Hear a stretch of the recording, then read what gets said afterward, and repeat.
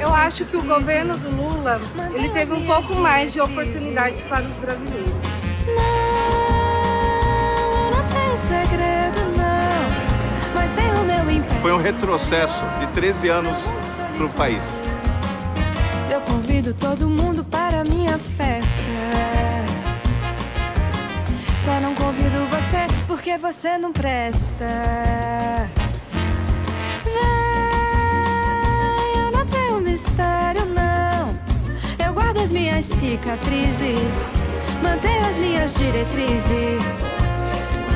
Não, eu não tenho segredo, não, mas tenho meu império interior. Quem coloco no fugir do carnaval. Quem sabe demais, quem nunca chorou, quem nunca perdeu tudo, nunca viu o carnaval. Quem pensa demais, quem nunca falhou, quem nunca ficou louco no fugir do carnaval. Presidente, casi 2 meses en libertad tras su paso por la cárcel. ¿Qué está haciendo ahora? ¿Se puede mover libremente por Brasil? ¿Se puede mover? Eu posso me movimentar dentro do Brasil, tenho viajado. Eu saí da prisão no momento em que estávamos perto do Natal e o Brasil começa a funcionar mesmo depois do Carnaval. Então, eu pretendo este ano me dedicar a viajar ao Brasil. Nós vamos ter eleições municipais e eu pretendo ajudar o meu partido em várias capitais, em várias cidades importantes, para ver se o PT volta a governar cidades importantes, inclusive a cidade de São Paulo. Eu tô à vontade, eu quero fazer uma viagem para a Europa, eu tenho interesse de ir, eu tenho um título de cidadão parisense para receber, eu pretendo ir a Paris. Eu pretendo visitar a Espanha, eu pretendo visitar Portugal, eu pretendo visitar a Alemanha. Bem, eu vou ter que comunicar ao juiz que eu tenho que viajar. É o juiz que vai... na verdade, não é um pedido, é apenas um comunicado que eu vou viajar. E eu tenho certeza que não vejo por que ele proibiria de viajar. ¿Alguna vez pensó, presidente, que iba a acabar en la cárcel? Estuvo en la cárcel hace muchísimos años por razones diferentes. ¿Alguna vez se imaginó que esto volvería a ocurrir? Nunca pensei. Ana, eu fui detido em 79 por causa de umas greves nos metalúrgicos do ABC. Depois eu fui preso em 80 por causa das greves que fizemos. Mas eu jamais me passou pela cabeça que eu pudesse ser vítima da quantidade de mentiras que eu fui depois que eu deixei a presidência da República.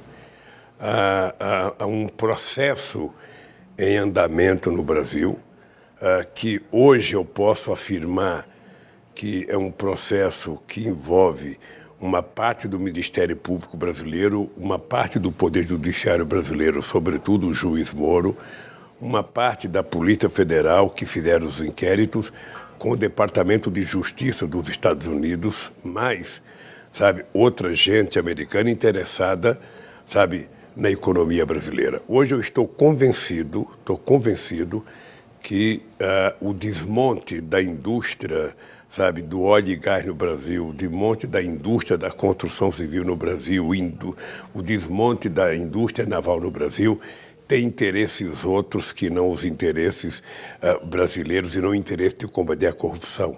Porque você pode combater a corrupção, você pode prender o empresário que roubou, mas você não precisa destruir a empresa. E aqui no Brasil eles destruíram as empresas.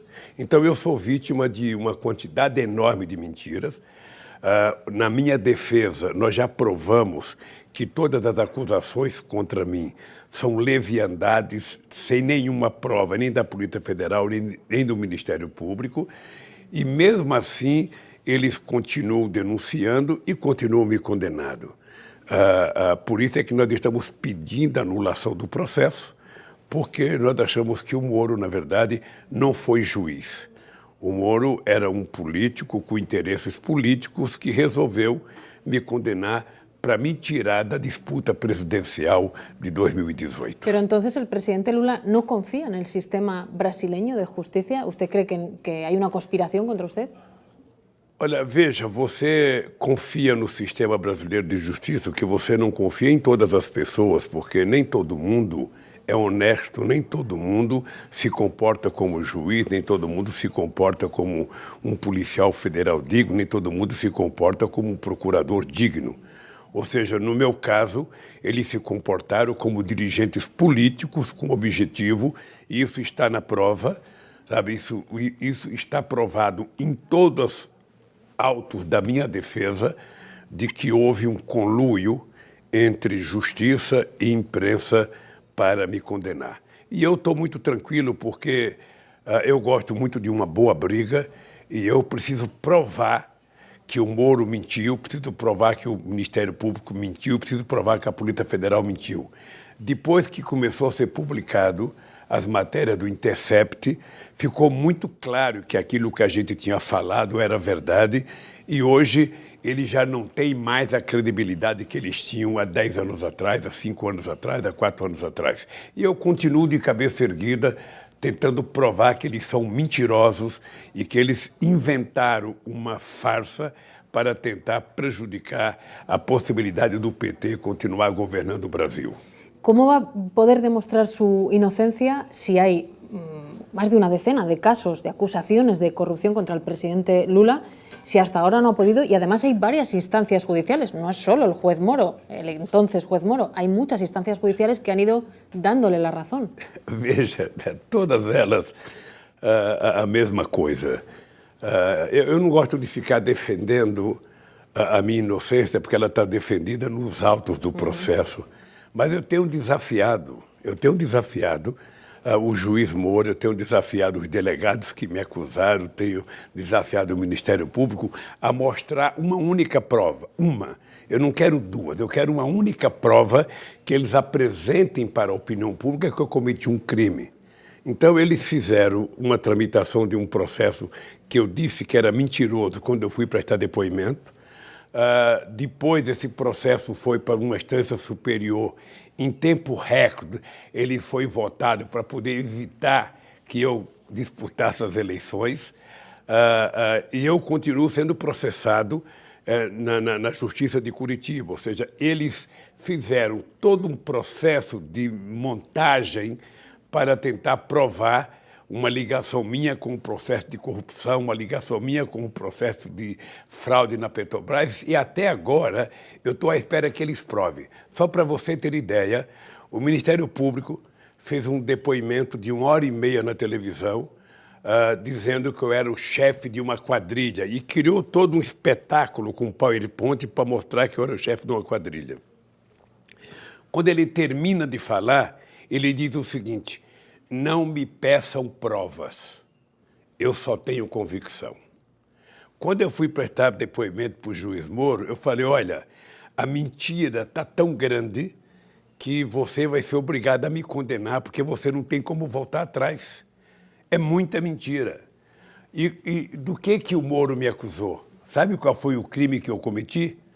Não tem crime, é um fato indeterminado. É por isso que eu fui condenado, por um fato indeterminado. Ou seja, e por isso que eu estou pedindo anulação, porque nós estamos, primeiro, provando. Eu tive 83 testemunhas de defesa e não teve nenhuma de acusação. Eles mantiveram o empresário 3 anos preso, com o objetivo do empresário dizer que eu sabia que o apartamento era meu.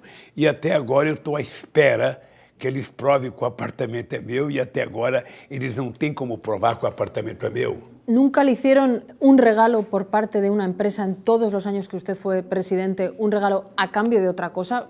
La corrupción existe en todos los países, no podemos ninguno decir que eso no existe, pero yo le pregunto a usted, ¿nunca recibió un regalo a cambio de alguna concesión? Eu recebi presente, eu já recebi litro de uísque.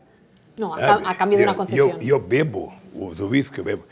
Primeiro, eu duvido que no Brasil você encontre um empresário que algum dia teve coragem de conversar comigo sobre $5. É por uma questão de princípio. Nunca nenhum empresário nesse país, eu desafio os empresários, desafio os políticos, a alguém dizer que um dia conversou com o Lula e ofereceu alguma coisa para o Lula. Nunca. Nunca. Eu digo nunca, mas eu gostaria que aparecesse alguém para dizer que um dia me ofereceu. E eu faço isso por uma questão de princípio político. Sabe, de que eu não admito que o empresário, que qualquer pessoa converse comigo sobre dinheiro em se tratando de coisa pública. Os empresários têm os seus direitos, tem a lei de licitação, tem a lei, sabe, que mede se o cara vai ganhar ou não e não precisa ter conversa particular. Sabe, eu tenho o orgulho de desafiar todo mundo a provar um ato ilícito meu antes, durante e depois da presidência da República. ¿Y qué pasa si el Supremo condena a Lula? Usted ha presentado un recurso en el Supremo. Si el Supremo le condena porque entienden que ha habido pruebas, ¿también el Supremo está en parte de esa conspiración? A única coisa que eu quero, Ana, é que o Supremo analise os autos do processo. Porque tem uma mentira contada há muitos anos contra o PT. Ou seja, o sucesso da Lava Jato se dá pelo conluio que existe entre Polícia Federal, Ministério Público, Poder Judiciário e os meios de comunicação. Sobretudo a Rede Globo de televisão, em que ela, Ahora hablaremos de los medios em que ela protege efetivamente qualquer acusação, mesmo que não tenha prova, ocupa horas e horas, dias e dias de manchete de jornais, na tentativa de condenar as pessoas, sabe, sem julgamento. Nós tivemos o caso aqui contra o PT do Mensalão, em que o julgamento foi feito com uma coisa chamada... não tinha prova, ou seja, ao não ter prova, você cria um conceito para você poder julgar as pessoas. No meu caso, não tem prova. O que eu quero é só isso, o que eu quero é que tenha uma prova e eu espero que a Suprema Corte possa, depois de todas as informações que eles já tiveram acesso, depois da decisão da ONU que me garantiu ser candidato a presidente, que o Brasil não respeitou, depois de tudo que já aconteceu, a única coisa que eu quero é que a Suprema Corte, sabe, conheça os autos do processo e saiba que o Moro é mentiroso, que o procurador Dallagnol é mentiroso e que eles, na verdade, montaram quase que uma quadrilha para fazer o julgamento do PT, para me tirar da campanha. E é por isso, Ana, que eu brigo muito, é por isso que eu vou lutar até os últimos dias da minha vida para provar esse conluio. Y si el Supremo, hay dos opciones, que el Supremo le dé la razón al presidente Lula o que no se la dé y confirme la condena. ¿Eso supondrá que el Supremo para usted también está comprado, también forma parte de esa operación? Eu acho pouco provável que, se o Supremo conheceu os inquéritos, que ele vá me condenar. Eu não sei se você assistiu o filme, aquele filme americano de 5 jovens, não sei se é Olhos... Sí, no recuerdo el nombre. Olhos que Condenam. Ojos que condenan. De 5 jovens que foram condenados. Sí. Alguns ficaram até 14 anos, até que apareceu o estuprador da mulher. Qual é o problema que eu enfrento no Brasil? É que a mentira foi tão grande, ela foi tão divulgada, que eles não têm como voltar atrás. Eu fico imaginando como é que o Moro vai pedir desculpas para mim. Como é que o Ministério Público vai pedir desculpa para mim? Como é que a Rede Globo de televisão, depois de passar 10 anos me acusando, ela vai dizer que o Lula é inocente? Então, a desgraça de quem conta a primeira mentira é que passa o resto da vida mentindo para justificar a primeira mentira. E o meu papel é provar que eles são mentirosos.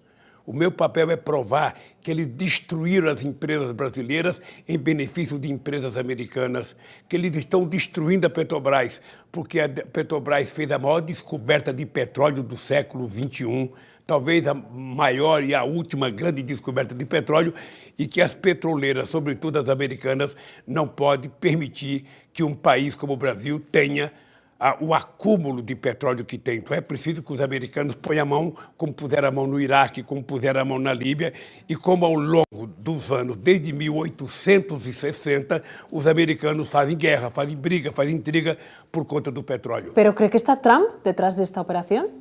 o dice los americanos en abstracto y habla solo de empresas o cree Olha, que também há uma connivencia com o governo Eu acho que americano? o que está por detrás disso é o seguinte: nós descobrimos o petróleo e fizemos uma lei dizendo que o petróleo era do povo brasileiro. E que, portanto, as empresas multinacionais não iam ter mais a mesma facilidade de levar o petróleo. Teria que pagar para a Petrobras. O petróleo era da Petrobras. Eles só comprariam aquilo que a Petrobras quisesse vender. Era a Petrobras que era dona do petróleo. E criamos a lei da partilhas e aprovamos que 75% do royalties seria destinado à educação nesse país. Cunhamos a frase de que o petróleo era o passaporte para o nosso futuro, que o Brasil ia ser exportador, sabe, de derivados de petróleo e não exportador de petróleo cru. E isso incomodou as famosas empresas de petróleo no mundo inteiro. Isso incomodou uma parte da elite brasileira que sempre está disposto a vender um pedaço do Brasil. E tanto fizeram, que criaram uma imagem negativa para que a Petrobras ficasse pagando multa ao governo americano, aos acionistas americanos, em detrimento dos acionistas brasileiros. Então, é uma luta complexa. Você vai perceber, se você tiver acesso a todas as informações, que em 2008 roubaram informações da Petrobras, roubaram um container que tinha informações sigilosas da Petrobras, e a partir daí começou uma briga para tentar desmontar a segurança que nós demos à lei do petróleo para que o Brasil fosse dono do seu nariz. Além disso, era preciso tentar destruir as empresas de engenharia brasileira, porque as nossas empresas estavam investindo muito na África, estavam investindo muito na América Latina, estavam investindo muito em países do Oriente Médio, e de repente essas empresas foram todas destruídas. Quais são as empresas que vão entrar no Brasil? Serão empresas americanas que vão ocupar as empresas brasileiras. Então, a minha tese é o seguinte: se o empresário roubou, ele tem que ser preso, como qualquer cidadão brasileiro. Agora, eso le iba a preguntar, corrupción ha habido, sí. presidente, no se puede negar. Usted dice, pero yo no tenía nada que ver, ¿no se enteró de lo que estaba ocurriendo? ¿O cree que no hubo nada absolutamente? Ana, a primeira coisa é o seguinte: primeiro, se um empresário roubou, se um político roubou, se um jornalista roubou, quem roubou tem que pagar o preço do roubo. Agora, quando é uma empresa que faz, um dono de uma empresa que comete um crime, você pode punir o dono da empresa e você permitir que a empresa continue funcionando, como muitas vezes acontece em muitos países do mundo inteiro. Você faz um acordo de leniência e permite que os trabalhadores continuem trabalhando, que a empresa continue produzindo. Foi assim na Volkswagen, foi assim na Samsung. Você não tem que destruir a empresa. As pessoas tentam dizer, porque o presidente deveria saber, porque o presidente é obrigado a saber. O presidente não é obrigado a saber uma coisa que acontece, como um pai não é obrigado a saber o que o filho faz. Quando um filho usa cocaína... Pero é responsável, de alguma maneira, de lo que passa a seu alrededor. Veja, o que eu estou dizendo é que você tem responsabilidade. Quando você sabe, você pune. Você sabe que toda a legislação para facilitar o combate à corrupção foi feita nos governos do PT. Você sabe que nós fortalecemos a Polícia Federal como jamais foi feita nesse país. Investimos na inteligência, investimos na contratação de policiais. Você sabe que quem deu autonomia para o Ministério Público foi o PT, e muita autonomia. Você sabe que nós criamos todos os marcos regulatórios para combater a corrupção. Fomos nós que criamos a lei da delação premiada. Portanto, tudo que o PT tinha que fazer para combater a corrupção, o PT fez. E se você pegar alguns fóruns internacionais, você vai perceber, antes de eu deixar a presidência e antes da Dilma deixar a presidência, que nós éramos muito elogiados pela política de combate à corrupção. Ora, as pessoas que foram denunciadas de corrupção na Petrobras, o que tinha menos tempo de Petrobras, tinha 30 anos de Petrobras, eram pessoas concursadas, eram as pessoas que trabalhavam há 30 anos. Ora, se essa pessoa cometeu um crime, cometeu um delito na Petrobras, essa pessoa que seja punida. A partir daí, achar que era o presidente que era o responsável, sem nenhuma prova, sem nenhuma consequência, o presidente, nem no Brasil, nem em lugar do mundo, é obrigado a saber de tudo. Ou seja, A Petrobras tem uma administração segura, administração competente, uma administração pobre, uma administração rica, sabe? E uma administração muito anticorrupção. Ela tinha uma governança poderosa e forte. A Petrobras era uma empresa muito grande, sabe? Se o presidente da Petrobras não sabia, se o presidente do conselho não sabia, se o chefe do engenheiro não sabia, como é que o presidente que está a 1.200 quilómetros de distância da Petrobras vai saber do que acontecia na Petrobras? Pero usted sabe, presidente, que incluso entre su propio votante, la gente en la calle, nadie niega lo que usted ha hecho por este país. Por ejemplo, en el programa Hambre Cero, los 30 millones de personas que consiguieron salir de la pobreza gracias a la gestión que hizo el presidente Lula. Pero hay mucha de esa gente que también dice, ya, pero hubo corrupción, o bien la permitió, o bien participó de ella. Hay gente que no termina de creerse esta versión. Ana, eu estranho se tivesse alguém no Brasil que dissesse que não houve corrupção. Você sabe por quê? Faz exatamente desde 2005 que há denúncias contra o PT. O PT ganhou 2006, ganhou 2010, ganhou 2014 e foi no segundo colocado em 2018. E as denúncias continuam sem que haja provas. Ora, você sabe quantas páginas de revistas eu tenho? Quantas capas de revista eu tenho contra mim? Mais de 100. Você sabe quantas horas só do Jornal Nacional, que é o jornal mais importante da televisão brasileira, tem contra mim? Quantas horas? Mais de 200 horas de Jornal Nacional me acusando e nenhum minuto favorável. E aí vale para todos os canais de televisão, vale para todas as primeiras páginas dos jornais. E a única coisa que eu peço é que provem alguma coisa. Por que eu estou vivo? ¿Y por qué que él se preocupa conmigo? Pero, presidente, usted es muy duro con la prensa. Antes no era así, es verdad que ha cambiado la situación, pero usted, y por cierto, también Bolsonaro, ahora hablaremos de él, son muy duros, especialmente con algún medio de comunicación. Y esto usted sabe que no solo a los periodistas, sino a mucha gente no le gusta verle así. Eu não sou duro com a imprensa é dura comigo. Y usted con ellos también. Não. Eu fui presidente da República 8 anos. Eu tratei a imprensa como eu duvido que alguém tratou com o maior respeito do mundo. E eu tive praticamente 8 anos de imprensa contra mim e nunca reclamei. Nunca pedi um jantar com o dono do jornal, um jantar com a televisão para pedir favor, nunca. Porque eu acho que quem deve censurar a imprensa, a televisão é o telespectador, o jornal e as revistas são os leitores e os rádios são os ouvintes. Eu nunca fui pedir favor para a imprensa. Eu acho que ela tem a obrigação de informar corretamente aos eleitores, aos telespectadores e aos ouvintes, né? Nesse caso da Lava Jato, quantas e quantas vezes você é acusado sem ter o direito de resposta. De repente você liga a televisão, tem 20 minutos de uma acusação feita por um procurador contra você e você não tem o direito de responder. Você não tem o direito à liberdade de imprensa para você responder. Então é pura condenação. E mesmo assim, eu trato a imprensa, eu diria, com muita fidalguia. O que eu não posso é deixar de dizer o que acontece. O que eu não posso é deixar de acusar as pessoas que não dão direito de resposta às pessoas. Eu nunca fui perguntado pela Rádio Globo de televisão sobre uma acusação. Eles acusam simplesmente tudo que fala um delegado, tudo que fala o Ministério Público é verdade absoluta. Presidente, estábamos hablando de O Globo y de lo que usted dice que es una campaña contra usted, aunque Bolsonaro estos días también se ha quejado de la misma empresa periodística. Veja, não é apenas uma campanha contra mim, que eu não me preocupo com campanha contra mim, porque eles nunca fizeram campanha favorável. Eu nunca pedi favor para a Globo fazer campanha favorável. A Globo foi contra mim em 2006, foi contra mim em 2002, foi contra mim em 2010, não tem problema. O meu problema é a falta de compromisso com a verdade. A Globo determina a verdade a partir, sabe, da sua direção e não a partir dos fatos em si. A Globo, antes de eu chegar na presidência, a Globo, ela tratava o presidente Fernando Henrique Cardoso, foi 8 anos de compromisso, sabe, que eu chamava de pensamento único, favorável ao Fernando Henrique Cardoso. Quando eu ganhei as eleições, foram 8 anos de pensamento único contra mim. Eu nunca me queixei.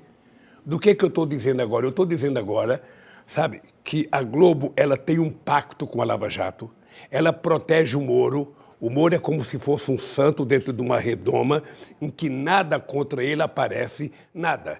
E citei para você o Intercept. O Intercept está mostrando vazamento de denúncias contra o Moro, contra o Delaiol, contra o delegado, e a Globo finge que não é no Brasil. A Globo finge que é no outro mundo, porque toda a imprensa internacional já cobriu, toda a imprensa internacional faz muita crítica ao Moro, mostrando que o Moro foi um juiz, sabe, político. Todo mundo critica os erros, a especulação, a gravação de telefonema dos meus advogados, gravação de telefonema da minha mulher e dos filhos, gravação minha conversa com a Dilma, tudo que é ilegal eles já fizeram. E o Intercept mostra. E a Globo, ela não divulga nada, é como se fosse, sabe, não existisse. Então, eu tenho dito que a Globo está praticando nesse instante, sabe, a maior censura contra a democracia que a imprensa precisa, divulgar os fatos. Divulgar os fatos. Não adianta dizer que não tem prova. Está lá os vídeos, está lá os áudios. Ou seja, a Globo divulgou conversa da minha mulher com o meu filho, sabe, que não precisaria ter divulgado. Ela divulgou conversa minha, sabe, com a Dilma, sem precisar divulgado. Conversa entre mãe e filha, ela divulgou apenas na perspectiva de criar uma imagem negativa, sabe, da minha família. E quando você faz as denúncias já há 6 meses, você tem um silêncio profundo da Globo. A Globo só falou na Intercept 2 vezes. Quando a Intercept falou que o Faustão, sabe, foi dar aula para o Moro de oratória, sabe, ela então falou se explicando, e quando citou o jornalista Roberto Dávila, que foi um jornalista que fez a arrecadação de dinheiro para um filme chamado Lula, o Filho do Brasil. Somente nesses 2 casos ela se explicou. O que eu quero é que as pessoas têm o direito de saber a verdade. E a Globo não tem compromisso com a verdade. O compromisso é dela, com ela e com aquilo que ela acredita que é política. Então eu não acredito nisso, liberdade de imprensa. E não me digam que eu não sou um democrata, porque se tem alguém nesse país que exerceu a democracia e governou de forma republicana, fui eu. E foi o PT. Presidente, Bolsonaro es el actual mandatario en Brasil. ¿Qué ha hecho mal el PT, qué ha hecho mal Lula, qué hizo mal Dilma para que Bolsonaro sea presidente? Sé que no le gusta cuando le preguntamos por la autocrítica a la izquierda, pero algo habrán hecho mal para que alguien como Bolsonaro también esté en el poder con tantos millones de votos. Veja, primeiro, Ana, nós temos que levar em conta que política é assim, você ganha e você perde, você ganha e você perde. Na Espanha você tem um rodízio, sabe, entre direita e esquerda histórico, há um século. Você tem na Alemanha, você tem nos Estados Unidos, você tem no Japão, você tem no Brasil também. O PT já governava há 14 anos. Sim. Ora, o que aconteceu para o Bolsonaro ser presidente da República? Primeiro, uma mentira, uma farsa muito grande que foi o impeachment da Dilma, que na verdade foi um golpe. Contaram uma estrutura, sabe, de mentiras para tentar justificar a construção de uma maioria conservadora para derrubar a Dilma. A Dilma é uma mulher que foi afastada do poder inocentemente. Depois que afastaram a Dilma, ia ter eleição em 2018. E qualquer político no Brasil, Ana, sabia que eu ganharia as eleições em 2018 no primeiro turno. Todo mundo sabia. Ora, o que aconteceu? Eu, bem antes eu dizia, o objetivo desse processo é o Lula. Porque não tinha explicação fazer o impeachment da Dilma e deixar eu voltar a ser presidente outra vez. O objetivo era tentar evitar que o PT continuasse governando e fazendo a política de inclusão social que nós fizemos. Porque foi muita inclusão social, Ana. Foi talvez a maior política de inclusão social em pouco tempo que a gente tem conhecimento na história da democracia. Pero eso es como decir que la gente, los 50 y tantos millones de personas que en Brasil votaron a Bolsonaro, votaron mal o votaron equivocados o votaron sin información o con información errónea, seguro usted. Ana, eu nunca digo que as pessoas votaram mal. As pessoas votam de acordo com a quantidade de informações que têm. Tem um livro de um escritor moçambicano chamado Mia Couto, que tem um trecho que fala que toda vez que a sociedade está com medo, ela procura proteção no monstro. E o que aconteceu? O que aconteceu? Depois do PT ter sido afastado do governo, depois do Lula ter sido processado, depois de prender o Lula e depois de continuar contando mentira e negando a política, porque a política foi negada. Na verdade, o PT perdeu, mas o partido que acabou foi o PSDB, que era o partido da elite brasileira, que era o partido da granfinagem ideológica desse país. Né? O PSDB, que governou com Fernando Henrique Cardoso 8 anos, praticamente foi dizimado da política. Teve apenas 4%. E o PT foi o segundo em 89, o segundo em 94, o segundo em 98, o primeiro em 2002, o primeiro em 2006, o primeiro em 2010, o primeiro em 2014 e o segundo em 2018, porque foi roubado. Porque nós tivemos aqui a mesma política do Trump nos Estados Unidos. Nós tivemos uma enxurrada de fake news, que eu espero que a Justiça Eleitoral apure para mostrar o que aconteceu de fato nesse país, sabe? Porque nós não tínhamos a experiência do fake news, ele está denunciado, todo mundo sabe que ele existiu e que ainda existe no Brasil, tem uma fábrica de fake news nesse país, a quantidade de mentiras contra a candidatura do companheiro Fernando Haddad, que poderia ter ganho as eleições se não fosse o fake news. Então, o eleitor, ele foi para a urna, tensionado, ele foi para a urna, sabe, com medo, sabe, do PT, ele foi para assustado com o PT, com a quantidade de mentiras. Eu não vou te contar as coisas que foram contadas no fake news, porque são palavrões que eu acho que o povo espanhol não está acostumado com a quantidade de palavrões. É muita baixaria, é muita canalice política que foi feita na eleição, de nomes, de ofensas que eu não posso nem falar para você, sabe? Mas você já deve saber o que aconteceu na campanha. Então, o Bolsonaro ganhou por esse estado de espírito. Foi criado um estado de espírito de ódio, um ódio contra a política, um ódio contra os partidos políticos, o ódio contra o sindicato, o ódio contra a esquerda, o ódio contra o comunista, o ódio contra os costumes, ou seja, tudo que era costume que a gente tinha como avanços democráticos. Pero le funcionó ese discurso que usted llama del odio, le funcionó. Pois é, mas funcionou. Mas sabe o que acontece? A gente não tem que se desesperar porque funcionou, porque Hitler também funcionou, né? Porque Mussolini também funcionou. Ora, porque um dia Franco também ganhou uma guerra e governou. Pero esa comparación usted sabe que va a provocar muchas ampollas, la comparación con el nazismo. Não vai convocar muita polêmica, não. É porque toda vez que você nega a política, toda vez que você cria terrorismo, o que vem é pior. O que vem é pior. E todo mundo sabe a quantidade de mentiras que Hitler encontrou, sabe, contra o SPD alemão, contra os comunistas alemãos para chegar ao poder. Todo mundo sabe os discursos que eram feitos. Então, o que acontece? Aqui no Brasil, se vendeu muito discurso mentiroso, se demonizou todos os partidos de esquerda, ou seja, resultou nisso. Você acha que esse dia eu fui criticado porque eu falei, eu espero que ele governe bem, porque se ele governar mal, o povo vai sofrer. Ora, esse cidadão ganhou, então ele tem 4 anos de mandato, ele governe. Vamos ver se ele é capaz de fazer. O que ele não pode é destruir o país. O que ele não pode é ter o ministro da Educação que destrói a educação. Ele não pode ter o ministro de Ciência e Tecnologia que destrói a ciência e tecnologia. Ele não pode ter o ministro de Relações Exteriores que destrói aquilo que nós construímos em 14 anos. O Brasil tinha virado protagonista internacional, eles estão destruindo. O Brasil tinha uma bela relação com a América Latina, eles estão destruindo. O Brasil tinha uma bela relação com a África, com a Europa, eles estão destruindo porque eles parecem que não entendem nada de política externa, parece que eles não querem entender e ele está fazendo com que o Brasil, que era um país respeitado no mundo inteiro, porque o Brasil não tinha contencioso, ele agora bate continência para a bandeira americana, ele bate continência para o Trump. Esses dias o governo americano devolveu os brasileiros que estavam lá nos Estados Unidos ilegalmente.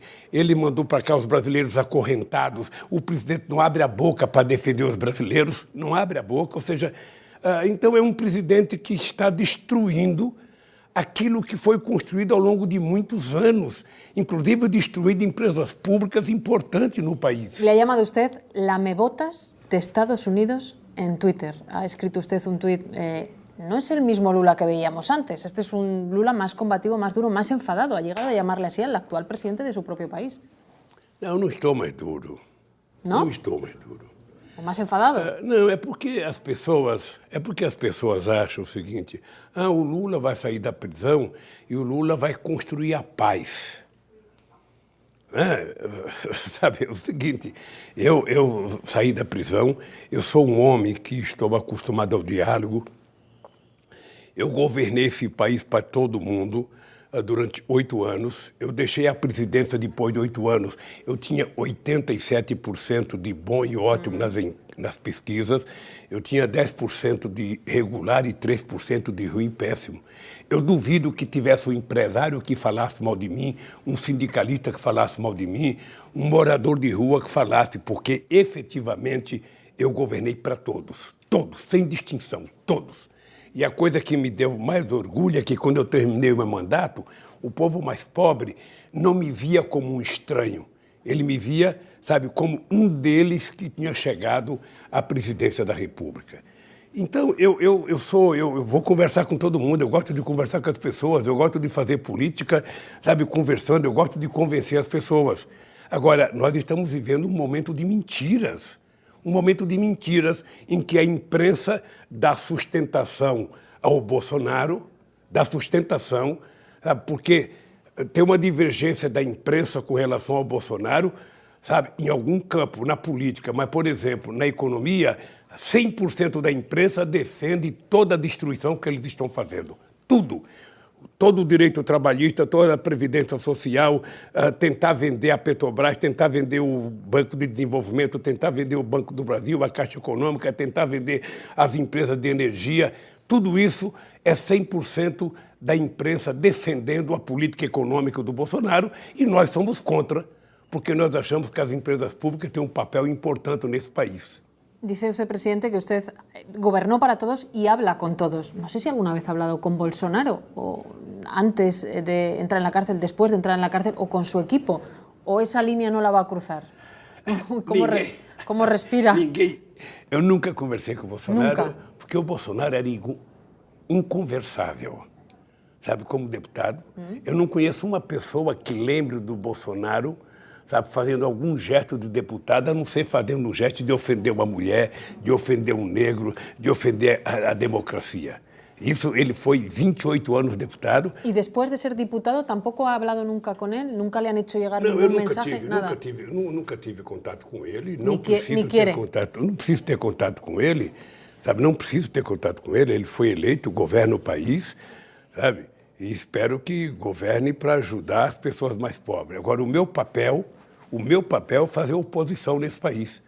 Como é o papel do PSOE quando ganha os conservadores na Espanha, como é o papel do SPD alemão quando ganha a Angela Merkel, olha, como é o papel, sabe, dos democratas nos Estados Unidos, ou seja, sabe, quem ganhou governa e quem não ganhou faz oposição. Essa é a lógica e eu tenho 100% de discordância com o Bolsonaro.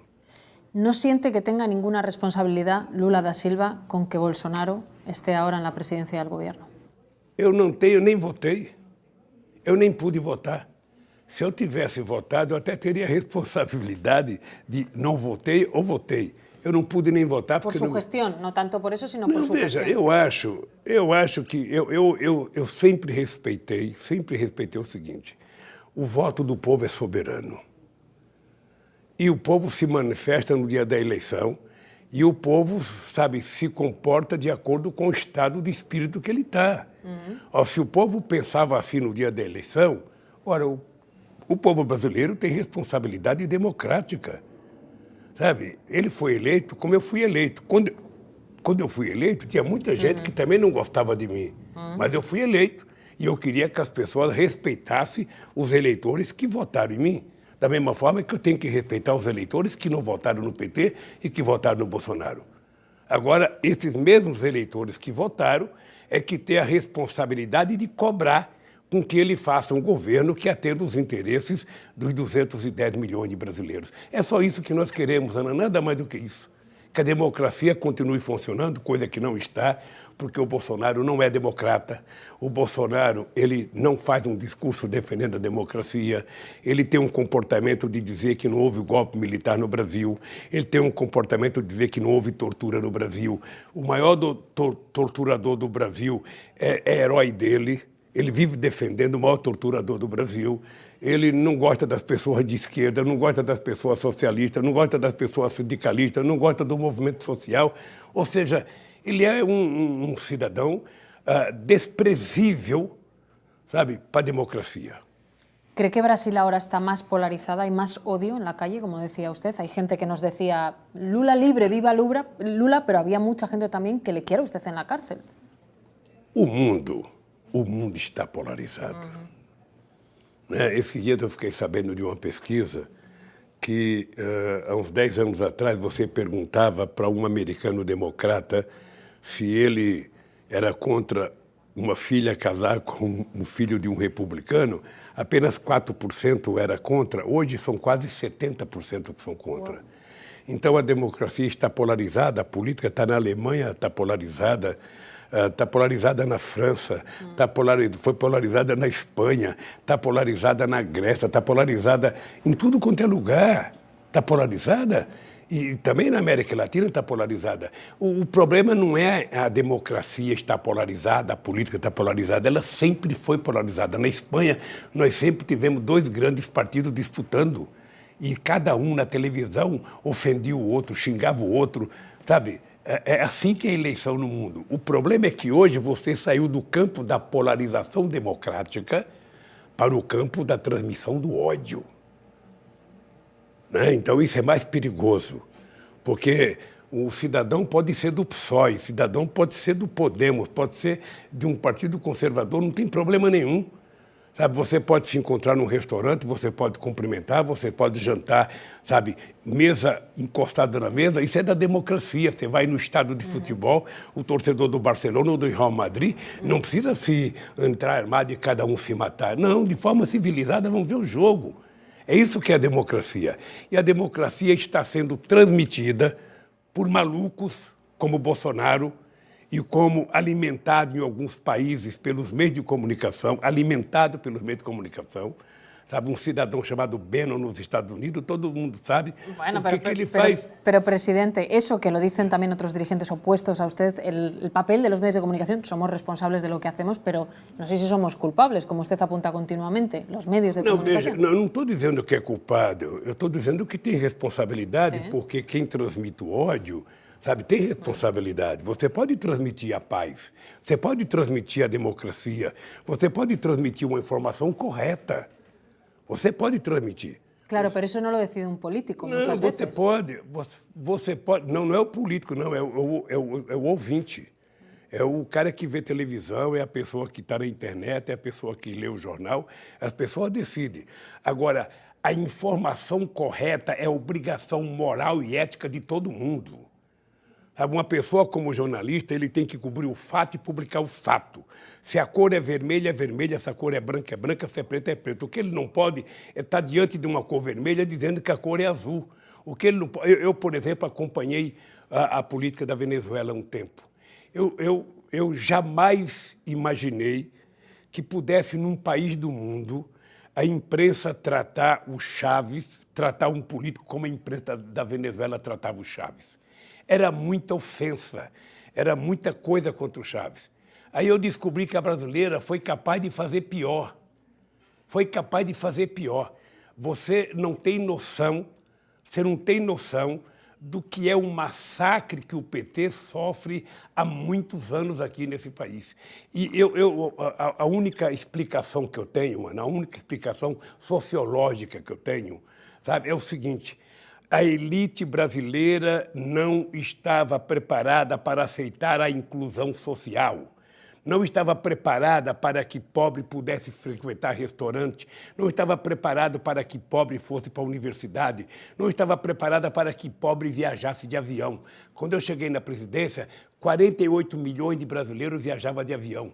Quando eu deixei a presidência, era 113 milhões de brasileiros. Quando eu cheguei na presidência, nós bancarizamos, colocamos no sistema financeiro 70 milhões de brasileiros. Nós criamos crédito para o pobre. Nós geramos 22 milhões de empregos. As pessoas passaram a ter cidadania. As pessoas passaram a poder viver dignamente, a ser respeitadas, a tomar café de manhã, almoçar e jantar. As pessoas podiam ir nos parques passear, as pessoas podiam ir no teatro, as pessoas podiam ir em restaurante. E eu acho que a única explicação que eu entendo, a empregada doméstica comprava na sexta-feira a prestação, o mesmo perfume que a patroa comprava, sabe, durante a semana. O jardineiro podia comprar um carro à prestação, a gente vendia 1.700.000 carros, passamos a vender 3.800.000 carros. Ou seja, nós saímos de 380 milhões de reais de crédito para 2.7 bilhões. Então, esse país deu uma reviravolta de cabeça, esse país deu uma cambalhota e o povo, pela primeira vez, conquistou cidadania. O povo era alegre, o povo acreditava, o Brasil era respeitado no mundo, o passaporte brasileiro era respeitado em qualquer lugar do mundo, na Espanha era respeitado, na Alemanha era respeitado em qualquer lugar. O Brasil virou protagonista. O Brasil foi ao Irã conversar com a Ahmadinejad, coisa que nenhum país tinha coragem de ir, nós fomos lá, Brasil e Turquia. O Brasil criou os BRICS, ou seja, os BRICS criou um certo pavor, sabe, sobretudo nos Estados Unidos. O que esses caras querem? Querem criar uma nova moeda, querem criar um novo banco, querem mudar o sistema Bretton Woods? Não, a gente queria apenas, sabe, fazer um mundo diferente. O mundo não é obrigado a manter a mesma geopolítica da Segunda Guerra Mundial.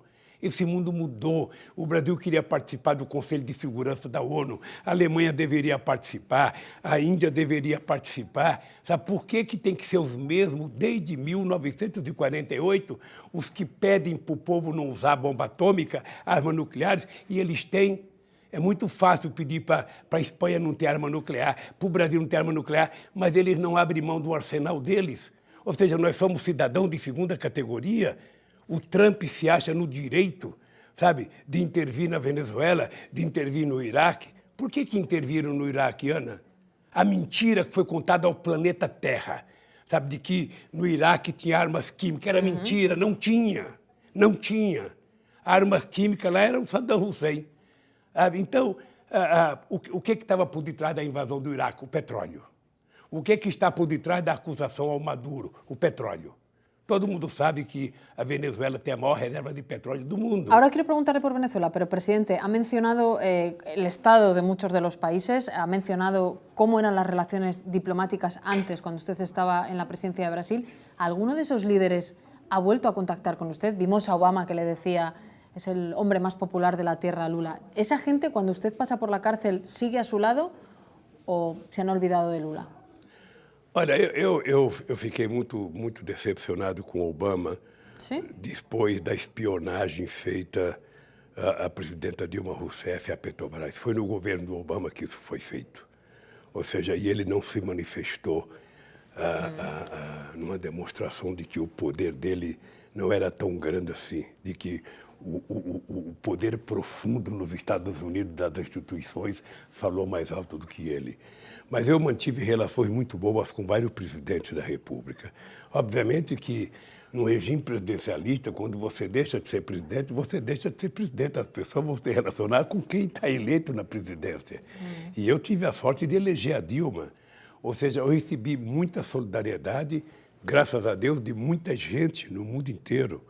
Sabe? Muita gente. As pessoas que me conhecem, as pessoas sabem o jeito de eu me comportar com as pessoas, o jeito de eu tratar as pessoas. Eu sempre tratei todo mundo.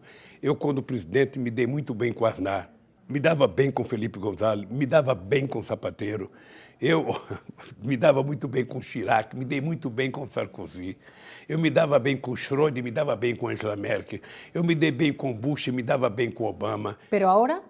Agora, veja, Agora, veja, agora eles não têm nenhuma obrigação de ter relação comigo. Eu não sou presidente, eu não tenho cargos públicos, eles têm que conversar com quem é presidente do Brasil, sabe? No conmigo. Ha mencionado varias veces España. Justo cuando el presidente Lula sale de la cárcel, estamos en el proceso electoral en España, se conforma un gobierno de coalición. ¿Cómo se enteró de lo que estaba pasando en España? ¿Se enteró dentro de la prisión? ¿Tenía información directa? Sabia. Sí? Eu estava mais bem informado quando eu estava na prisão. ¿Ah, sí? Porque eu lia muito e eu recebia muitas informações de fora. Meus amigos gravavam pendrives e mandavam para mim.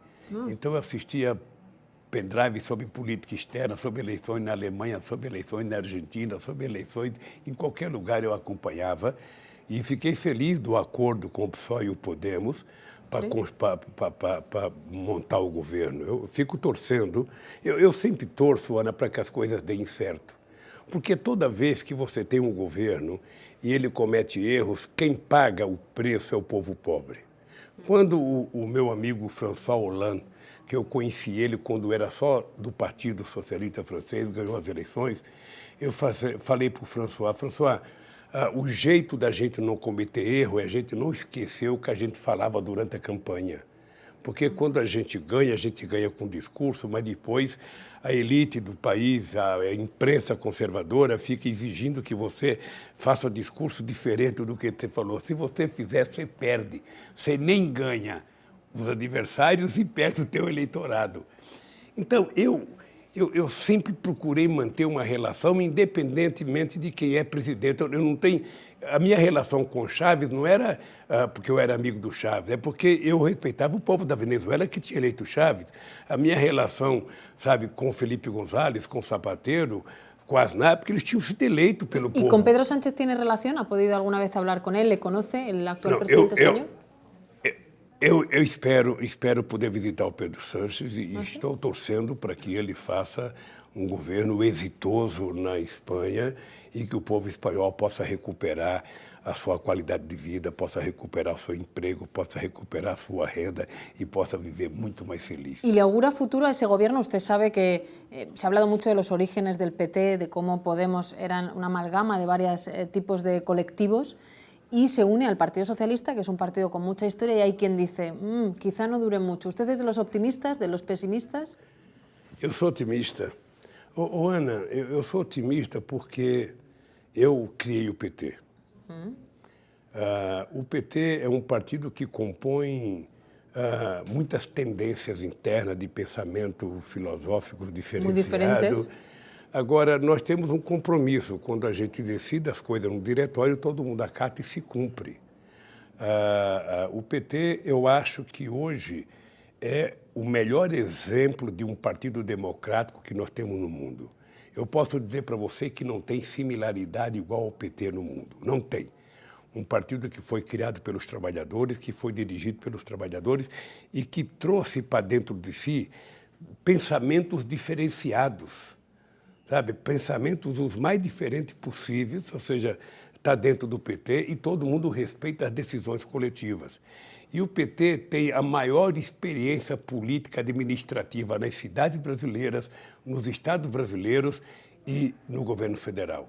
Eu posso te dizer, Ana, com muito orgulho eu posso te dizer, o PT é a experiência mais exitosa de governança no país. O PT, tanto no governo federal quanto nas cidades. Pero usted sabe que las coaliciones a veces son complicadas. Si ya un propio partido tiene espíritus diferentes y además se tiene que unir a otro, por eso le preguntaba si es optimista. En el caso de España. Veja, mas eu sou otimista porque, veja, o Pedro Sánchez, por exemplo, quando ganha as eleições, você tem que ter uma maioria para você governar. Se o seu partido não conseguiu aquela maioria, você precisa construir essa maioria com outros partidos. E você pode negociar programa de governo. Você não tem que negociar cargo, você negocia programa de governo. Eu acho que é assim que se exerce a democracia, porque senão você não consegue governar. Mesmo num regime presidencialista, como no Brasil, quando eu fui eleito presidente, de 513 deputados, eu tinha 91. Eu precisava de 257 para aprovar as coisas. No senador de 81, eu tinha 14. Então você precisa negociar. Dialogar e dialogar. Você precisa dialogar com todo mundo e você faz aliança com pessoas que não votarem em você. É assim que você tem que fazer aliança política. O que é importante é que você construa um programa e, em torno desse programa, você possa atender aquilo que são as necessidades prioritárias do povo do país que você está gobernando. Sé que en su juventud, o hace muchos años, creo que conocía a Suárez, al primer presidente de la democracia española. Creo, he leído, no sé si es cierto que usted conocía a Suárez, y con quien sí tuvo mucha relación luego fue con el rey Juan Carlos. No sé si una vez que el rey dejó de ser rey y está su hijo, ha mantenido relación con la Casa Real, o cómo lo ve desde la distancia la monarquía española con el cambio de alguien a quien usted conoce. Olha, a minha relação com o primeiro-ministro Adolfo Fernandes Suárez. na Espanha é porque em 1980 ele veio ao Brasil e eu estava perseguido pelo regime militar e ele pediu audiência comigo e me atendeu. Ele e o Helmut Schmidt da Alemanha.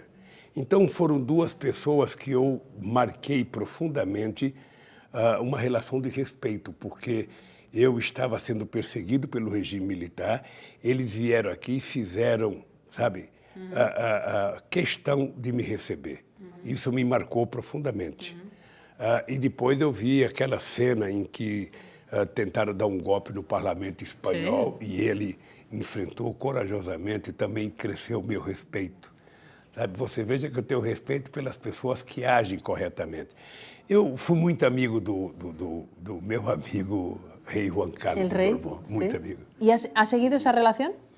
Não, durante muito tempo, veja, eu era muito amigo, eu gostava muito do Felipe quando era príncipe e agora não, agora eu não sou mais nada. Eu já tinha deixado a presidência da República, eu fui à Espanha e eu fui na casa do rei Juan Carlos almoçar com ele. Eu fui recebido pelo primeiro-ministro espanhol, fui recebido pelo primeiro-ministro português, sem ser presidente da República. Mas agora eu sei que é mais difícil. Eu acho que são pessoas importantes, que qualquer presidente sente-se, eu diria, felizardo de ser atendido.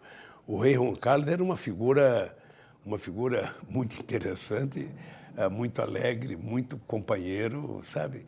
Eu nem tratava ele como rei, tratava como companheiro, porque ele era muito amigo, Presidente, quiero preguntarle también por Cataluña. Usted ha viajado un montón de veces a España. ¿Cómo observa lo que está pasando allí? Olha, sabe que eu tenho uma preocupação, Ana, que tem muita gente que discorda da União Europeia, tem muita gente que discorda de um monte de coisa. E eu acho que a construção da União Europeia é um monumento à democracia. Porque você imaginar o mundo passar na Europa pela Segunda Guerra Mundial, a destruição que aconteceu, e depois os países se juntarem e criar um bloco, eu acho uma coisa fantástica. Obviamente que tem gente que não concorda com tudo, mas o fato de não concordar não significa que você tem que acabar as coisas, significa que você precisa aperfeiçoar. Eu acho que é normal você ter uma região mais rica que queira ser independente. Eu acho a Espanha tão pequenininha, eu acho a Espanha tão bonitinha, ou seja, não precisava se separar, não precisava ter briga para se separar. ¿No le gusta la idea de una independencia? Não, veja, eu não estou lá, mas eu estou dizendo o seguinte, é um país tão bem feito, é um país tão bonito, ou seja, você nunca viu a parte pobre querer se separar da parte rica, é sempre a parte rica que quer separar da parte pobre, ou seja, então eu sinceramente, eu não consigo entender daqui. Eu acho que a Espanha é um país, sabe, pequeno, se você olhar o tamanho do país, e sabe, se Barcelona se separar, vai ficar menor ainda, ou seja, vai ser... Eu não acho uma boa medida. Mas eu também não entendo muito, né? Eu fico torcendo para que aconteça o melhor para o povo espanhol e para o povo da Catalunha. He recordado uno de sus discursos, creo que en Porto Alegre. En Porto Alegre, el presidente Lula, al arrancar uno de sus primeros discursos, dijo que me quiten todas las banderas, porque cuando hablo no veo a la gente. ¿Cómo entiende el auge de las banderas en tantos lugares del mundo, especialmente en Europa? Las banderas de uno y otro lado como un resurgimiento de los nacionalismos. Olha, eu acho que o nacionalismo sempre será forte. Sempre, sempre. A tese nacionalista sempre será forte. Eu fico imaginando o discurso do Trump, sabe, dos americanos, das Américas para os americanos. Nós também queremos o Brasil para os brasileiros, mas é importante que a gente queira o Brasil para os brasileiros dentro de um modelo democrático em que todos os seres humanos sejam tratados com profundo respeito e que a gente possa ter relações com o mundo todo. Mas sempre, sempre o nacionalismo vai ser forte. Pode ficar certo que o nacionalismo é responsável por muitas coisas boas e por muitas coisas ruins. O nazismo é resultado do nacionalismo, sabe, obcecado, o fascismo, a mesma coisa. Nós temos que ser nacionalistas porque nós temos que ser soberanos. Nós temos que reivindicar uma nação soberana, uma nação que tome conta da sua fronteira, mas que tome conta das suas riquezas minerais, que tome conta da sua floresta, da sua água, que investe em educação, que cuide do seu povo. E isso é soberania que nós precisamos. E que cada país seja autodeterminante das suas decisões, que não haja interferência de fora. É por isso que eu fico muito incomodado quando eu vejo os americanos querer, sabe, invadir o Irã, quando eu vejo ele querer invadir a Venezuela, quando eu vejo ele querer se meter no Brasil, quando eu vejo ele querer se meter em todos os países. Seria bom que os americanos cuidassem dos americanos e deixassem o mundo cuidar do mundo. Venezuela ha salido un montón de veces en esta conversación. Sabe que en el tema de Venezuela hay quienes apuestan por el diálogo, por ejemplo, el presidente Zapatero en España, y hay quienes dicen, no, que se vaya Maduro, no hay opción, hay que hacer un recambio ya. Es el caso de Felipe González. No sé en qué tesis de las dos está el presidente Lula, que sé que conoce a los dos. Olha, eu estou do lado do povo da Venezuela. É importante lembrar, Ana, que em 2002 eu tinha apenas 21 dias de governo. A Venezuela estava numa crise medonha, sabe? O Bush brigando com o Chávez e no público interno, a direita e a esquerda se matando. Eu estava na posse do presidente Gutierrez, no Equador, e eu propus a criação do grupo de amigos da Venezuela. Coloquei para participar do grupo de amigos o Aznar, porque tinha sido o único governo que tinha reconhecido o golpista. Coloquei o Bush porque era o presidente que o Chávez achava que tinha dado o golpe, e coloquei o Brasil, coloquei a Argentina e colocamos, acho que, o Canadá. Ou seja, e nós criamos um grupo de amigos, não do Chávez, um grupo de amigos da Venezuela para tentar construir a democracia. Participou a fundação do presidente Carter nos Estados Unidos. O que aconteceu é que nós conseguimos estabelecer a paz, houve um referendo e as coisas voltaram a uma... Pero Venezuela no está mejor. Venezuela para mucha gente está mucho peor ahora mismo, presidente. Ana, veja, é um problema. Tem muitos países que estão piores. Agora, veja, o que nós temos que respeitar? A Venezuela ela tem que ter a liberdade, ela tem que ter o direito de encontrar um jeito melhor de se autogovernar. Nós não podemos, cada vez que um país está com problemas, um outro país de fora achar que tem o direito de fazer intervenção e resolver o problema. Sí, una intervención no, pero diálogo, tiene que haber diálogo. Então, sabe o que acontece, Ana? Sabe o que acontece? Somente quem faz gesto para diálogo é a Venezuela. Os americanos não fazem. Eu propus várias vezes ao Bush ter encontro com Chávez. Quando nós fizemos um encontro da América do Sul, em Trinidad e Tobago, fui eu que organizei uma reunião entre toda a América do Sul e o Obama para ver se a gente estabelecia uma conversa. Tivemos uma reunião e eu falei para o Obama, a partir de agora chama o Chávez para conversar. Ele está precisando conversar, deu uma chance para conversar, nunca chamaram para conversar. Quando tivemos o caso do Ahmadinejad, eu fui numa reunião do G20 e eu tinha estado com o Ahmadinejad em Nova York, numa reunião da ONU, e perguntei para o Ahmadinejad se ele já tinha conversado com os líderes mundiais. Ninguém nunca tinha conversado com ele. Eu fui perguntar para o Obama, para o Angela Merkel, para o Sarkozy, ninguém tinha conversado. Aí eu fui em Teherã conversar com o Ahmadinejad e fizemos um acordo de enriquecimento de urânio, junto com a Turquia, é melhor do que o acordo que os americanos fizeram depois. A Venezuela tem um problema, deixe a Venezuela encontrar solução para os seus problemas. Pare de dar palpite na Venezuela. Olha, como é que pode os Estados Unidos, a Alemanha, a França, sabe, aceitar um tal de Guaidó, um cidadão que não foi eleito para ser presidente, se autoproclamar presidente? É lógico que eu acho errado. Bueno, el gobierno español y muchos gobiernos europeos han reconocido a Guaidó como presidente, encargado, le añaden encargado. O que eu acho que foi um equívoco e um erro histórico. O mundo desenvolvido aceitar um cidadão que não foi eleito se autoproclamar. Imagina se o Lula se autoproclama presidente do Brasil, imagina se alguém se autoproclama presidente dos Estados Unidos, imagina se alguém agora não reconhece o Pedro Sánchez e se autoproclama primeiro-ministro da Espanha, imagina se alguém se proclama primeiro-ministro da Alemanha, ou seja, isso não é democracia. Não é democracia, o Guaidó era uma piada. Era, como vocês em espanhol falam, um xiste, ou seja, ele sabe, não tem nenhuma seriedade. Agora o Maduro está propondo, fez sinal para os Estados Unidos, está tentando conversar com a oposição. Permitam que a Venezuela encontre a solução para os seus problemas. Por isso que eu fiquei orgulhoso quando ouvi que o companheiro Zapatero, sabe, está compreendendo o que está acontecendo na Venezuela e está querendo que haja conversa, que haja diálogo e que a Venezuela possa encontrar o seu caminho da democracia, da liberdade, que a economia possa voltar a melhorar e que a Venezuela volte a viver em paz. Não pode, nós não podemos inventar saídas fáceis para a democracia. A democracia não é um pacto de silêncio.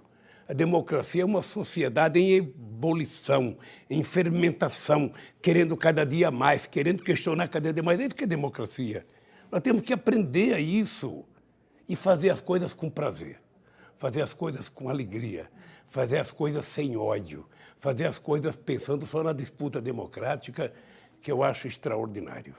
Hay varios temas que cuando usted era presidente no estaban en la agenda en el día a día. Uno de ellos es el feminismo. ¿Qué piensa Lula del feminismo? ¿Qué piensa el que fue presidente de un país donde, como en muchos otros, hay mucho machismo? Olha, eu tive o prazer de indicar a primeira presidenta mulher do meu país. Uma mulher que defendia os interesses da mulher, uma mulher que tinha sido, sabe, da luta armada no golpe militar e uma mulher com muita competência. Eu acho que as mulheres estão ocupando um espaço excepcional no mundo. Ainda é muito pouco. Sabe, do ponto de vista quantitativo, as mulheres ainda têm pouco, porque é uma questão cultural, não é apenas uma questão de uma lei, é uma questão cultural. Mas eu acho que as mulheres estão no caminho certo e talvez seja por isso que as mulheres estejam sendo vítimas e o feminicídio está crescendo tanto no mundo, a violência contra a mulher. Sabe? Eu sou filho de uma mãe analfabeta. E a minha mãe dizia assim para mim, meu filho, o dia que você tiver uma desavença com a sua mulher e você tiver que levantar a mão para ela, é melhor que a sua mão caia. Nunca levante a mão para sua mulher. Isso de uma mulher analfabeta. E a gente vê no Brasil setores de classe média, violência dentro de casa, marido batendo em mulher, sabe? É uma coisa.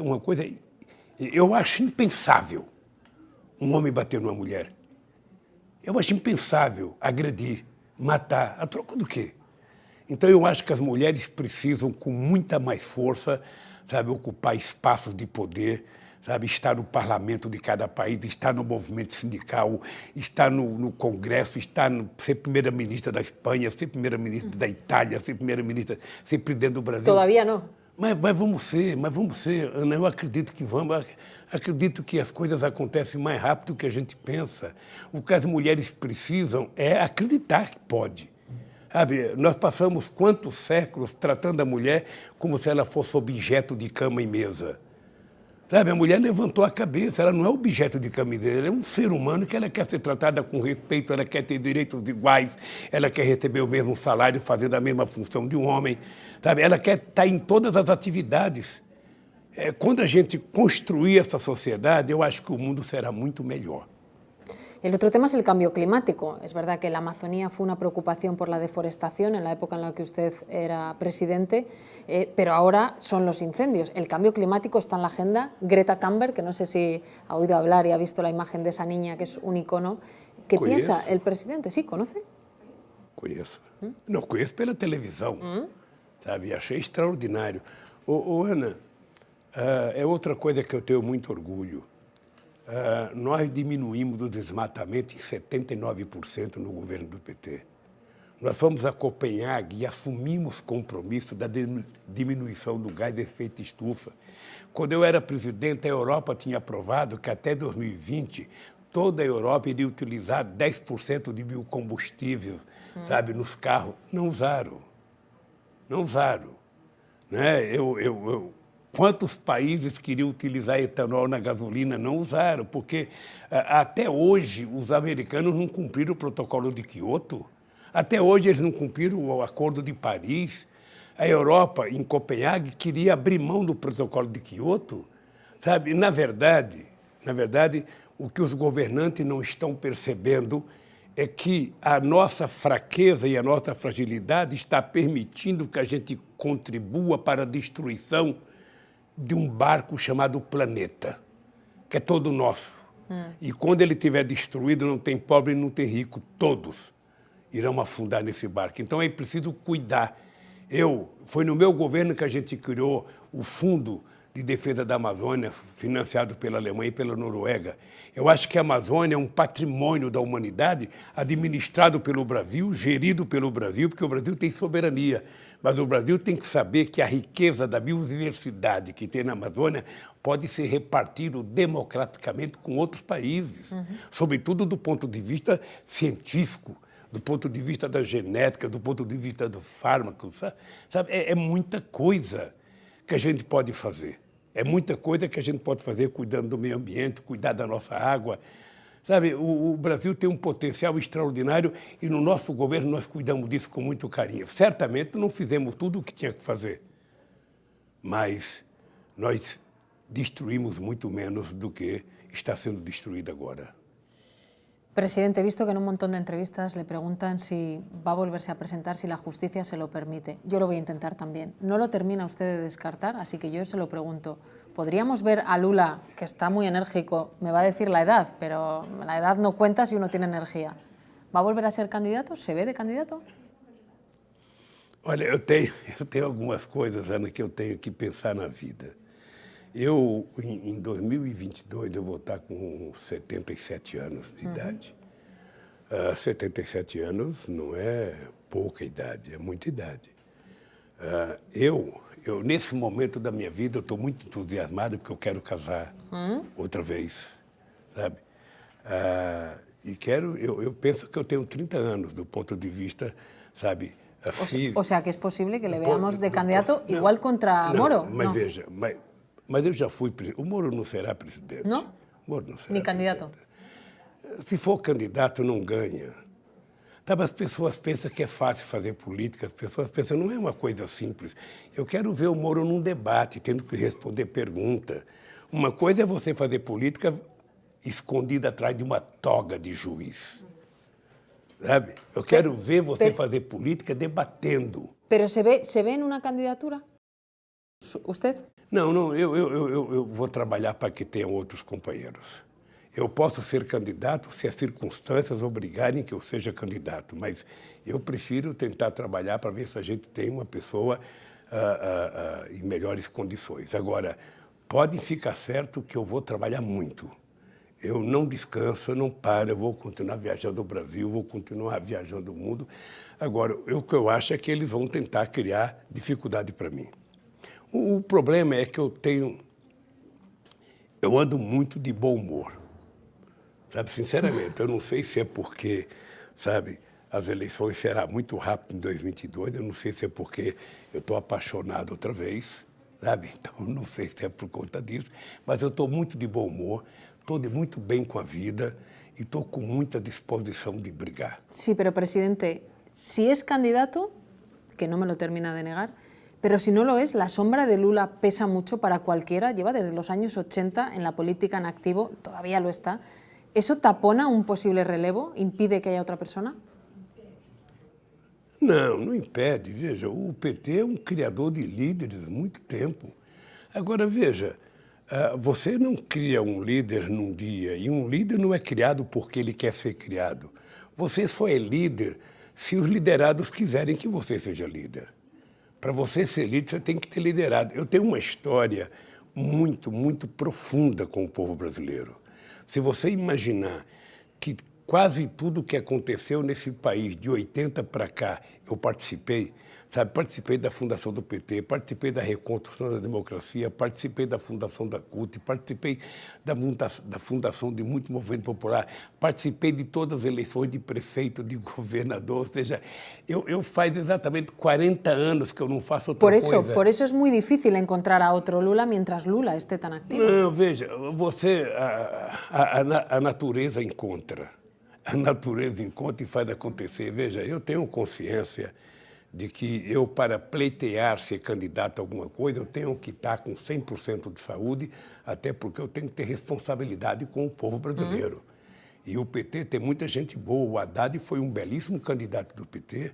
O PT tem governadores em estados importantes. O PT pode fazer aliança com outros partidos políticos. Sabe, necessariamente não tem que ser o Lula. A única coisa que eu digo é o seguinte, eu não posso dizer que sou candidato, não vou ser irresponsável, e não posso dizer que não sou, porque eu não sei o que vai acontecer. Eu não sei o que vai acontecer, sabe? Mas eu estou muito tranquilo, não me preocupa, porque eu já fui presidente da República, sei do trabalho que eu fiz, eu teria vontade de ter sido em 2018, porque eu tinha muita coisa para fazer. Eu tinha certeza, Ana, que eu poderia fazer muito mais do que eu fiz. Eu tinha certeza que era possível cuidar das pessoas pobres com muito mais carinho, porque não tem explicação, Ana, não tem explicação. No planeta Terra, você tem 1 bilhão de pessoas que vai dormir com fome toda noite. Não existe explicação. O mundo produz alimento para toda essa gente. O mundo, sabe, através da engenharia genética, tem uma capacidade de produção enorme. O que não tem é dinheiro para as pessoas comprarem. Sabe, nós temos que, em algum momento, discutir a concentração de riqueza. Meia dúzia de pessoas detém, sabe, mais dinheiro que 1 bilhão de pessoas. Não tem mais explicação isso. Sabe, nós somos humanos ou não somos humanos? Cadê o nosso espírito cristão? Ou é verdade que a gente está virando algoritmo ao invés de ser um ser humano? Cadê o nosso sentimento? Como é que eu posso chegar na minha casa, tomar café, almoçar e jantar, se eu sei que ali no portão da minha casa tem uma criança passando fome, tem uma criança que morreu porque não comeu as calorias e as proteínas necessárias? Quer dizer, será que não é possível, sabe, a humanidade criar juízo e criar vergonha? Sabe, tem tanta gente que adota cachorro, sabe? Por que não adota uma criança? Sabe, para a gente garantir que as crianças possam tomar café, almoçar, jantar, possam ter escola. Sabe, é uma questão de civilidade, é uma questão de humanismo. Nós estamos perdendo isso, estamos perdendo. Então, eu sinceramente, eu fico angustiado, eu fico olhando o mundo, eu acho que as lideranças estão menores, as lideranças já não se preocupam mais com as coisas que se preocupavam há 30 anos atrás. Enquanto isso, ninguém cuida do povo pobre, ninguém cuida. Ninguém cuida. Hoje a economia está financiarizada, ou seja, as pessoas não estão preocupadas em produzir uma peça, estão preocupadas em vender e ganhar bônus, mentindo, vendendo papéis, vendendo no mercado futuro. Ou seja, quando é que a gente vai acordar para cuidar do ser humano? Você pega, por exemplo, os Estados Unidos, um país que é o mais importante do mundo. Ou seja, ele toma decisões de bloquear países sem consentimento da ONU, e ninguém faz nada, e ninguém contesta, e ninguém briga. Com que direito ele tem de bloquear um país sem uma decisão da ONU? Então, nós precisamos voltar a construir instituições multilaterais que tenham peso e que sejam respeitadas, sabe? E que possam tomar decisões para ser cumpridas. Por que a ONU teve força em 48 de criar o Estado de Israel, e a força de 2020 não tem coragem de criar o Estado palestino? Por quê? Porque as lideranças políticas não tomam mais as decisões que têm que tomar. Sabe, os americanos podem... vou invadir o Iraque agora. Pá, invade o Iraque. A Espanha, a Inglaterra e a França falam, vamos invadir a Líbia, vai, invade a Líbia. O que resultou? Resultou um exército de mercenários viajando pelo mundo e vendendo guerra. É isso que está acontecendo. Quer dizer, então, cadê os dirigentes do mundo? Cadê as grandes lideranças do mundo? Não tem mais liderança, é só técnico, é comitê disso, comitê daquilo, comitê daquilo. Uma coisa que me preocupava quando eu participava das reuniões, sabe? Globais. Globais, era que tudo tem um conselho de pessoas que não são dirigentes. Sabe? Quem negocia o comércio? Uma comissão. Quem negocia a economia? Uma comissão. Quando houve a crise da Europa e a crise americana, você percebeu que o FMI não deu um palpite. Não teve papito, o FMI não sabia o que fazer com a crise. Mas quando a crise é na Argentina, o FMI dá palpite toda hora. Quando a crise é na Venezuela, dá palpite toda hora. Que negócio é esse? Então, eu acho que está faltando lideranças. Lideranças com voz. Lideranças que tenham, sabe, altivas. Lideranças que tenham posições políticas, que tenham coragem de, num debate, enfrentar um debate com os Estados Unidos e falar o seguinte, olha, você é apenas um país, é o maior, é o mais rico, mas não é o dono do mundo. Sabe que história que é essa? Então, eu tentei enfrentar isso quando nós propusemos criar os BRICS, quando nós tentamos criar o IBAS, que era Brasil, África do Sul e Índia, quando nós criamos a CELAC, que era a única instituição multilateral que participava Cuba e não participava os Estados Unidos e Canadá. Eu tenho orgulho de ter criado a Unasul, tenho orgulho de ter despejado a ALCA e criado, fortalecido o Mercosul. Sabe? Os dirigentes precisam voltar a ser respeitados. O dirigente não é um burocrata, sabe? Um burocrata que fica preocupado em cuidar apenas da questão fiscal, a questão fiscal, a questão fiscal, a questão fiscal, todo dia faz economia. Para quê? Você está fazendo economia e o povo morrendo de fome. Que loucura que é essa? Para que você governa? Você governa para cuidar do povo. E o povo que você cuida é aquele mais pobre. Eu sempre falava, governar é ser mãe. Uma mãe, se ela tiver 5 filhos e ela tiver 5 saudáveis, tiver um com problema de saúde, é aquele que está fraquinho, que a mãe vai cuidar com mais carinho, que a mãe vai dar um copo de leite a mais, que a mãe vai dar um bife a mais, vai dar um beijo a mais. E o governo tem que ser assim, o governo governa para todo mundo, mas ele precisa governar para os mais pobres, para aqueles que não têm nada. Sabe, você andou em São Paulo, você deve ter visto quanta gente está dormindo na rua. O Brasil tinha acabado com a fome, Ana. A ONU reconheceu que o Brasil tinha acabado com a fome no governo do PT. Essa fome voltou. Essa fome voltou. Quer dizer, não tem explicação um país que tem 8,5 milhões de quilômetros quadrados, um país que é quase o segundo maior produtor de grão do mundo, um país que tem 200 milhões de cabeças de gado, o maior exportador de proteína animal do planeta Terra. Quer dizer, qual é a justificação do povo passar fome? Não tem, sinceramente não tem. E é isso que me revolta, e é por isso que às vezes eu fico bravo. Agora mesmo, nós estamos iniciando um debate aqui no Brasil que eu quero levar para o mundo, um debate sobre as desigualdades.